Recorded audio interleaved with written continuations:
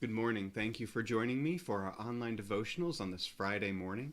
We're going to be reading from the book of Acts today, Acts chapter 17, beginning in verse 6.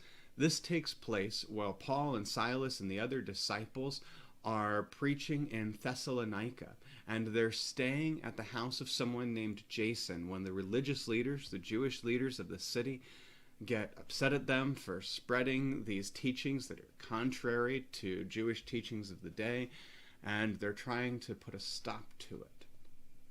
And they attack the house of Jason, trying to find Paul and Silas. And then we read from verse 6, when they could not find them, they dragged Jason and some believers before the city authorities, shouting, "These people who have been turning the world upside down have come here also, and Jason has entertained them as guests. They are all acting contrary to the decrees of the emperor, saying there is another king named Jesus." The people and the city officials were disturbed when they heard this, and after they had taken bail from Jason and the others, they let them go.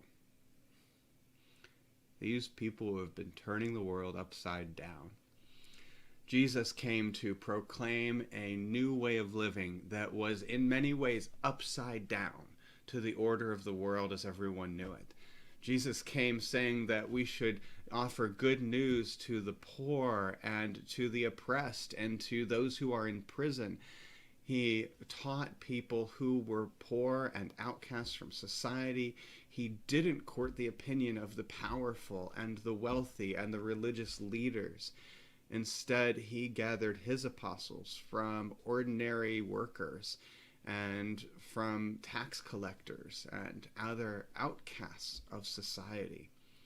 And we heard today, or this past week, that this continued in Jesus' followers. One of the major leading figures in the new church in Philippi was a business-owning woman, someone who the patriarchal culture of that day would have been unlikely to look to for leadership. But Paul, as a follower of Jesus and Jesus' upside-down kingdom, was willing to put Lydia in a role of leadership. And so here Paul and Silas are again in Thessalonica, turning the world upside down. May we also find ways to turn the world upside down in our own lives, putting those who are last first and lifting up those who have been brought low. We know that as we do these things, God will be with us.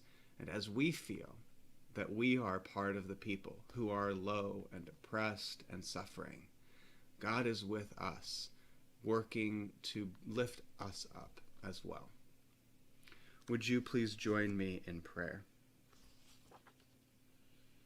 Lord, give us the audacity to live as though we believe that our hands and feet are instruments of prayer. Amen. Have a blessed day.